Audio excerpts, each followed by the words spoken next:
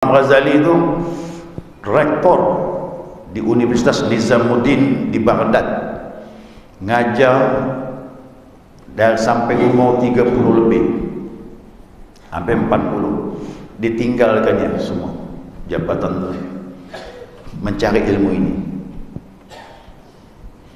So, dulu sebelum berdebat menang, orang kalah lawan dia, tapi dia bilang di sini kosong, ego di sini ada, merasa lebih baik, merasa lebih alim, ini di sini. Makanya dia bilang ditinggalkannya semua. Belajar ilmu ini 10 tahun dia hilang 10 tahun Imam Ghazali. Kembali mengarang kitab Ihya Ulumuddin, dan orang kagum kitab itu, memadukan antara syariat dengan hakikat, ilmu zahir, ilmu batin dipadukan. Nah, itulah kitab ini, namanya ilmu yang bermanfaat.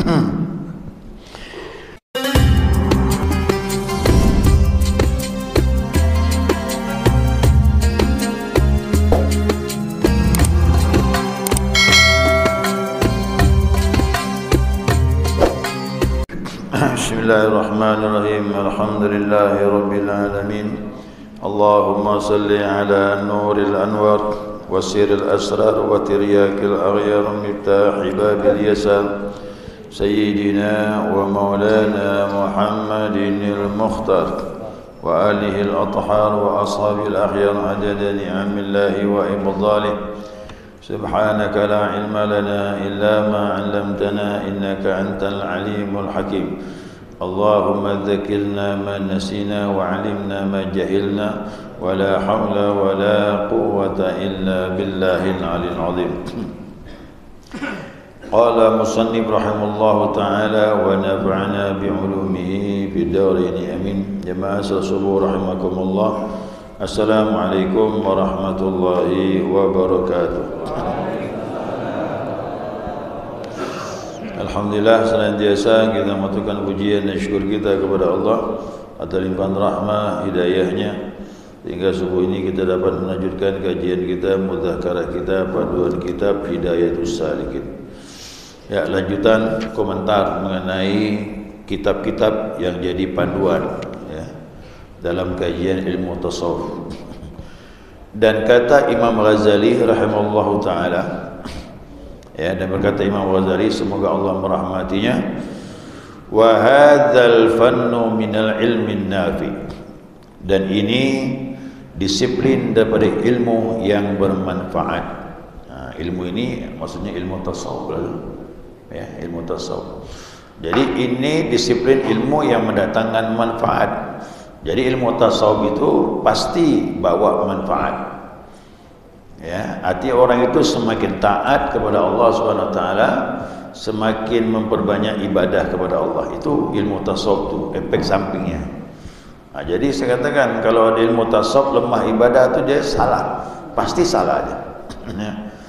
Nah, ini tersebut itu di dalam kitab Bidayatul Hidayah.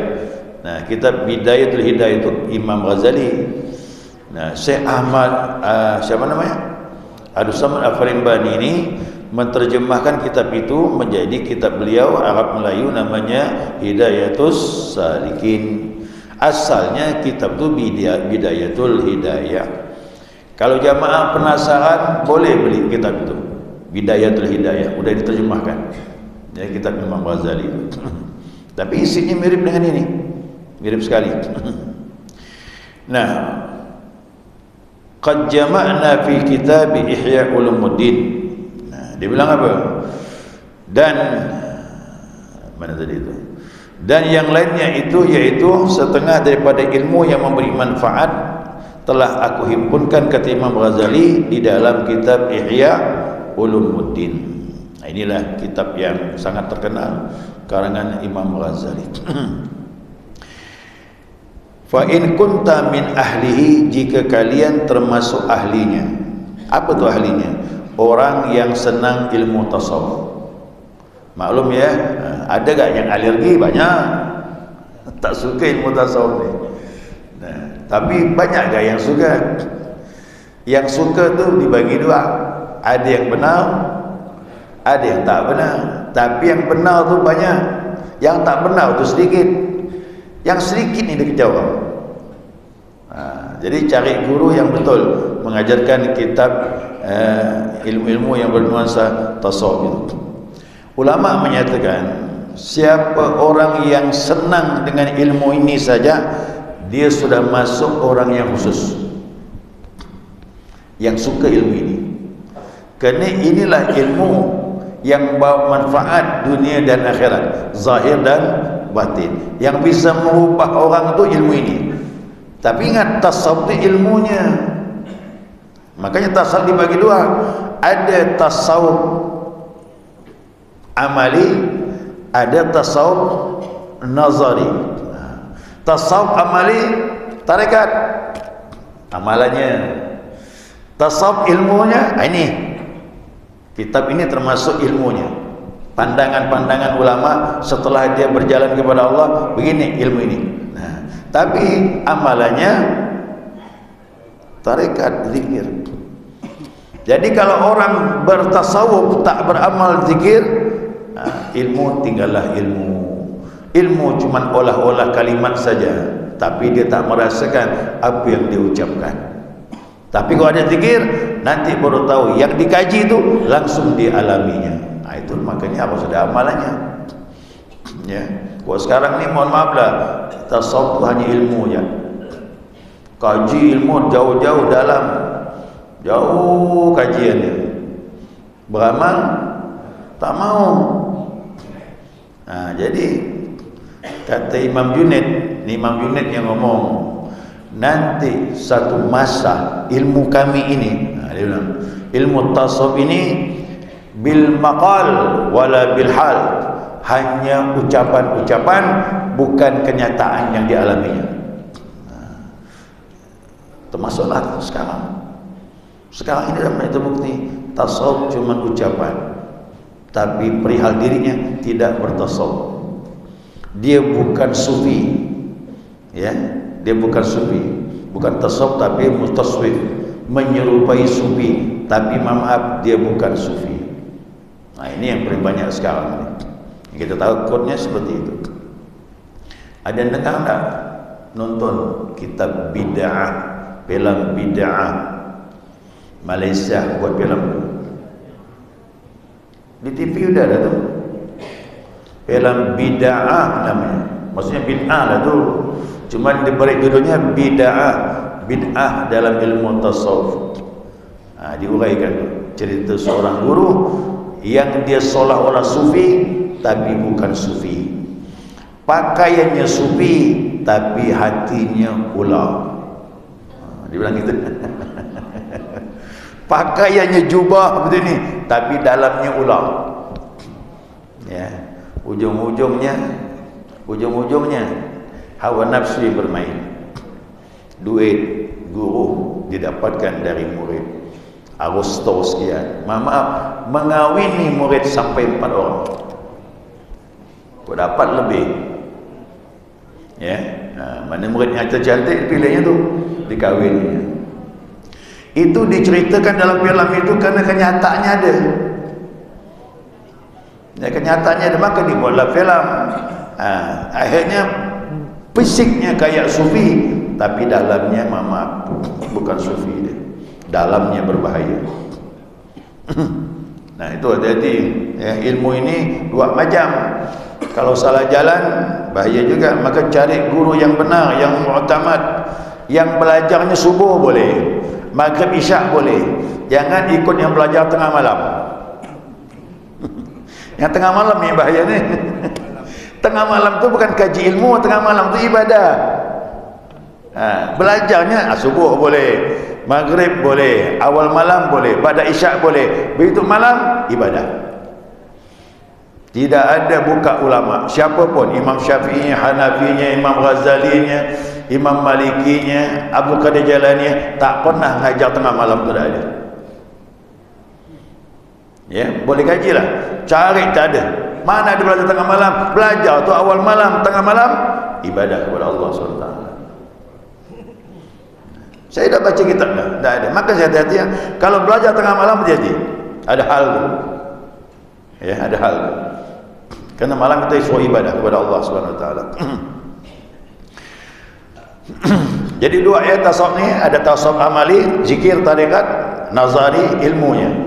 Digandingkan ilmu sama amalan, baru ada buah. Berasal dia buahnya tu. Nah, buahnya apa? Tawadhu, kuatnya iman, kuat ibadah kepada Allah, bak seperti Nabi Muhammad sallallahu alaihi wasallam. Akhlaknya pasti berubah. Maka ni ilmu ini sangat mahal. Ilmu tasawuf ni kalau kita faham ya, bagi saya ini permata. Ya, ini permata. Fahasilhu fa in ahlihi fahasilhu. Jika kau termasuk ahlinya, orang yang menyenangi, maka mempelajarinya. Wa'mal bihi, pelajarilah dan amalkan. Ingat, setelah ada ilmu berarti amalkan. Setelah ditalkan zikir, amalkan. Ya, jangan tak diamalkan. Ya. Summa alimhu, kemudian ajarkan. Kalau kau dah ngamalkan, sudah mempelajarinya dan paham, boleh ajarkan kepada orang lain. Wad'u ilaihi, ajaklah dia kepada jalan ini. Ya, jalan ilmu tasawuf dan amalannya. Jadi tiga macam. Pertama belajar ilmu, kemudian amalkan, kalau dah paham ajarkan. Dan itulah konsep Nabi Muhammad sallallahu alaihi wasallam. Faman alima dzalika, siapa yang dah mengetahui demikian, summa amila bihi, kemudian mengamalkannya, summa da'ilaihi, dan mengajak kepada jalan itu, fadzalika yud'a aziman. Yang demikian itu, inilah panggilan yang agung, fi malakutis samawat, panggilan dari alam malakut. Mana alam malakut? Ini jauh kan ni dia cerita ni. Pengarang ini nyebut udah jauh ni. Kalau kau sudah paham dan kau mengamalkan, kau dapat panggilan dari alam malakut. Bukan lagi alam dunia, alam malakut pun menyeru kepada kau. Siapa tu? Malaikat. Malaikat menyeru kepadamu bisyahadati Isa alaihi salatu wassalam, disaksikan oleh Nabi Isa. Nabi Isa di mana? Di mana Nabi Isa? Nabi Isa itu berada di langit kedua sampai sekarang. Nah, orang yang belajar ilmu ini mengamalkan dan berbuah hasilnya, maka di alam malakut kenal dengan dia. Malaikat kenal dengan dia. Nabi Isa memantau dari langit kedua kepada orang ini. Ya kata. Jadi kalau seandainya, mohon maaf, yang begini ini orang-orang ahli tasawuf yang ungkapkan ini, nanti itu dia sudah menjalaninya. Ya, dia sudah menjalaninya. Kayak Uwais Al-Qarni. Uwais Al-Qarni itu kata Nabi yang ngomong nih, nanti ada orang Yaman namanya Uwais, orang Qaran, badannya tak tinggi, tidak pendek, tidak kurus, tidak gemuk, sedang-sedang badannya, ada belang di belakangnya, kata Nabi, dia pengembala kambing. Ini orang tak dianggap, tapi ingat, asing di bumi, terkenal. Itu dah. Kita ni maaf dikenal di kampung kita, di langit tak ada sekali. Ini orang sudah sampai ilmu ini dah diamalkan, di langit kenal sama dia. Kata Nabi, kalau dia minta kepada Allah, goncang aras, dipertimbangkan sama Allah SWT. Maka saya katakan ini ilmu membersihkan diri. Kalau sudah bersih, makhluk di langit kenal dengan dia. Nah, jadi terserah jamaah mau terkenal di mana. Nah, di Pontianak, ya, di Segawang, Sanggau, Ketapang, Kalimantan Barat, atau di langit. Ya, mengenai yang begini ini hanya orang tertentu yang tahu. Ya, tahu. Orang itu bisa lihat ini orang berkualitas atau tidaknya. Makanya zaman Nabi itu kadang-kadang sahabat mandang sebelah matanya. Ya, ada orang lewat jalan kaki, pakaiannya sederhana, amat sangat sederhana. Ya, kata Nabi, bagaimana pendapat kau dengan orang ini? Kata Nabi bilang, kata sahabat, ini orang ni kalau ngomong tak didengar, kalau minang ditolak, kerana penampilannya tak mungkin kan. Lewat lagi orang kedua pakai kuda, bajunya necis, Bagaimana pendapat orang ini? Ini betul. Ini kalau ngomong didengar. Kalau minang, walaupun udah punya istri ini, minang pasti diterima jadi istri kedua. Nah, ya enggak? Kenapa penampilannya? Kaya, necis, kendaraan mahal. Nabi bilang, yang pertama lebih baik dari yang kedua, kata Rasulullah. Kenapa? Yang pertama imannya. Ini orang terkenal di langit, asing di bumi. Tapi kita nama manusia ini kepengen terkenal di mana? Di dunia terkenal, di langit tak dikenal. Ya. Tapi ilmu ini insya-Allah mudah-mudahan dua-dua dapat. Di bumi dihormati orang, dimuliakan orang, akhirat di langit insya-Allah mudah-mudahan dimuliakan oleh para malaikat dan juga dimuliakan para nabi, termasuklah Nabi Isa alaihissalam.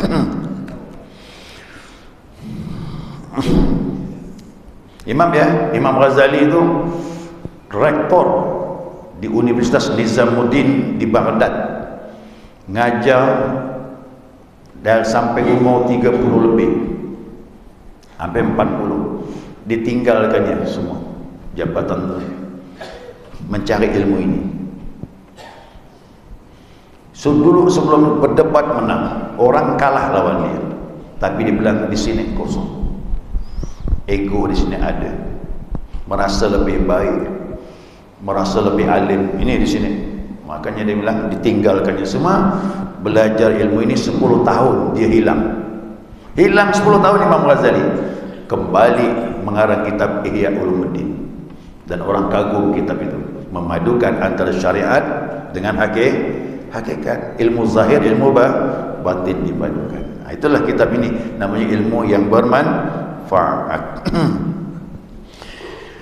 Nah, maka apabila selesai engkau daripada menuntut ilmu yang memberi manfaat itu, dan engkau amalkan akan dia, serta engkau perhiasi pada zahir, pada zahir dirimu dengan mengerjakan segala ibadah yang zahir. Jadi zahir fikih, amalannya ibadah kepada Allah Subhanahu wa taala, dan engkau jauhkan segala maksiat yang zahir, dan perhiasi batinmu dengan mengerjakan ibadah. Zahir dengan ibadah, batin juga dengan ibadah, seperti engkau apa tadi?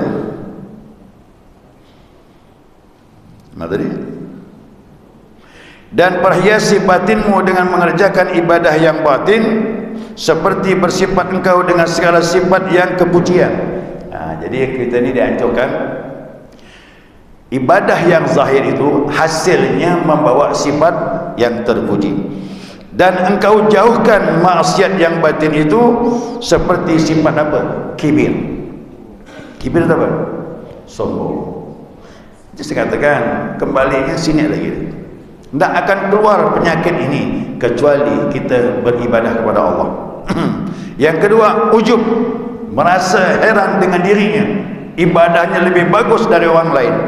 Yang ketiga, riya, masih terpengaruh dengan pandangan orang lain. Yang keempat, sum'ah, suka pamer, menceritakan ibadahnya kepada orang lain. Dan semua ibadah-ibadah rosak kerana penyakit ini. Ini penyakit tak akan keluar Bapak Ibu kecuali ibadahnya dua, zahir, batin. Zahir dengan fikih, batin dengan zikrullah. Kalau kita memperbanyak la ilaha illallah.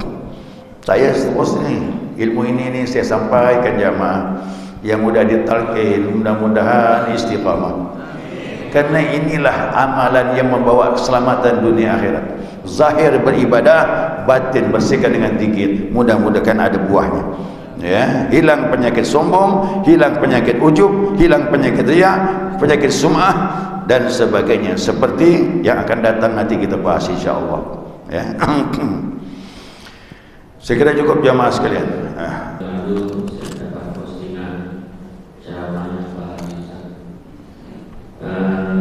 Di situ Allah menjelaskan bahwa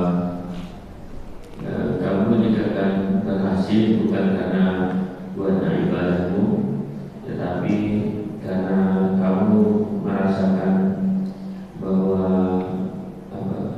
tapi kamu berhasil kalau kamu gagal dan kamu dirinya tidak sanggup melakukan sesuatu tanpa pertolongan. Bagaimana penjelasan itu? Ya, ya. Awalnya orang beramal itu beban, semuanya begitu. Tidak ada orang beribadah langsung ikhlas itu bohong. Nah, tidak ada. Yang langsung bisa ikhlas itu cuma para nabi, karena mereka dipersiapkan. Termasuklah Nabi kita Muhammad SAW. Adapun kita ini, dia pasti melalui 3 tahap. Yang pertama beban,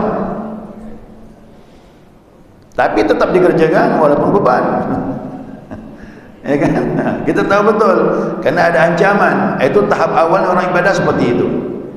Nah, yang kedua, ya, pertama itu terpaksa. Yang kedua biasa, membiasakan. Ala bisa karena kalau udah ini terjadi tahap kedua, udah kita tak lagi meninggalkan ibadah. Kenapa? Sudah terbiasa. Nah, yang ketiga ini suka, menyenangi ibadah. Yang ketiga itulah buahnya akan datang, baru kita menyadari ibadah kita itu bukan milik kita, itu semata-mata pertolongan Allah. Jadi tidak bisa harus dilalui semuanya itu. Jadi kalau orang bilang ikhlas ibadah, ikhlaslah, itu kadang di mulut ya tuh, kenyataan belum tentu. Khatib nih naik mimbar nih, judul khutbahnya ikhlas, belum tentu khatib itu ikhlas. Benar kan? Tidak bisa main-main masalah ikhlas tuh. Ikhlas tuh di sini dia, bukan di mulut. Cuman kalau kajian boleh, walaupun yang menyampaikan belum ikhlas, karena kajian dia disampaikan. Nah, jadi semuanya ibadah asalnya pasti terpaksa. Riya, sombong pasti ada. Tidak bisa tidak. Itu harus dilalui, tapi tersingkir dengan sendirinya kalau kita istiqamah ibadah. Nah, makanya lebih ampuh kata ulama, ya, zikir ini adalah obat yang paling cepat untuk membersihkan penyakit itu. Konsep lain banyak, tapi yang paling ampuh itu ya zikir. Aqrabut turuq ilallah. Ali bin Abi Thalib kan tanya dengan Nabi, mana aqrabut turuq ilallah, yang paling cepat jalan menuju kepada Allah, ya, yang paling mudah bagi seorang hamba. Dawamu zikrullah, dawamkan, langgengkan zikir, kata Nabi SAW. Nah, jadi lain banyak konsep dengan Al-Quran, puasa, macam-macam banyak, tapi zikir ni lebih cepat, apalagi dibantu dengan yang lain, ya. Nah, makanya kita ibadah pertama itu pasti merasa terpaksa, kedua merasa biasa, yang ketiga suka. Kalau dah suka ibadah, disitulah kita menyadari bahwasanya ibadah ini bukan milik kita, ibadah ini pertolongan.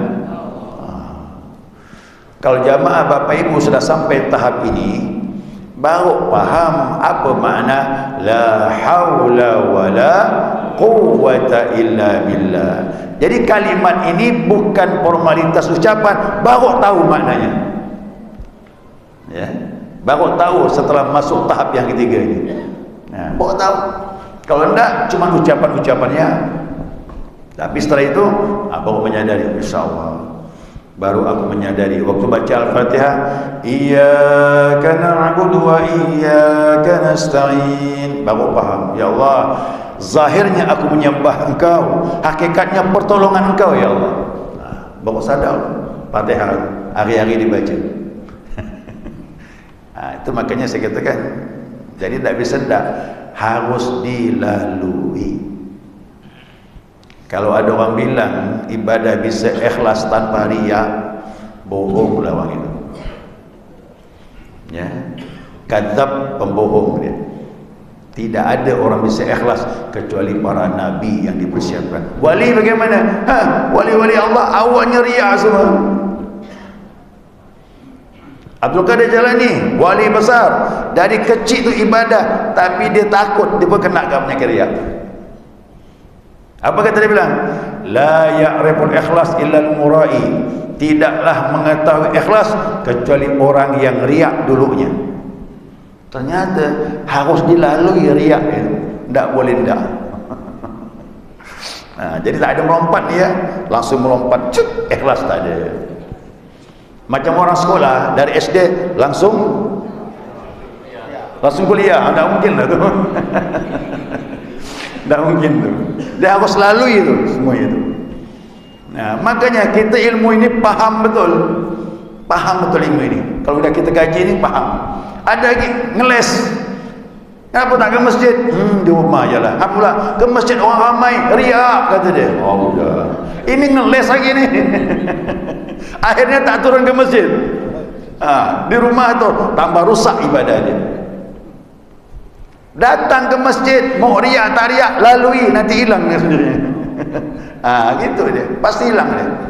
Ya, kita ni berjamaah ni wa ta'awanu 'alal birri wat taqwa. Tolong menolong kita berjamaah ni. Tolong menolong. Ya, satu berzikir, yang lain kena. Satu salat diterima, yang lain pun diterima. Itu tolong menolong kita ni.